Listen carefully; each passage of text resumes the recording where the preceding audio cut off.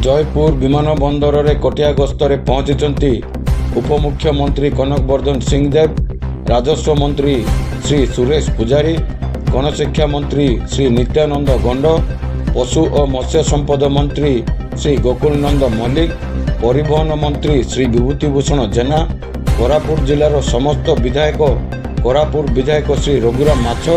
कोटपाड़ विधायक श्री रूपू भत्रा, बीजेपी दलर कर्मकर्ता समेत विरोधी दलर विधायक तारा प्रसाद बाहिनीपति, प्रशासनिक अधिकारी कोरापुट जिलापाल श्री कीर्ति भासन, जयपुर उपजिलापाल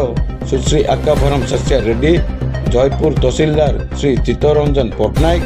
उपखंड पुलिस अधिकारी पार्थ जगदीश काश्यप, जिला आरक्षी अधीक्षक श्री रोहित वर्मा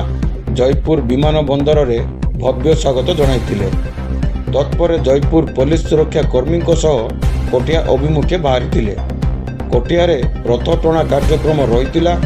और कोटिया ग्रामर समस्या को नहीं स्थानीय बासिंदा आलोचना करथिले। कार्यक्रम सारी पुणी थे संध्या समय जयपुर विमान बंदर में उपमुख्यमंत्री कनक वर्धन सिंहदेव, राजस्व मंत्री, बीजेपी दलर नेता, कर्मी, विधायक मानक किछि समय पर आलोचना करी विमान जगे भुवनेश्वर फेरी जाइथिले। जयपुर कोरापुट जिला प्रतिनिधि कृष्ण खरांक रिपोर्ट G9 ओडिया।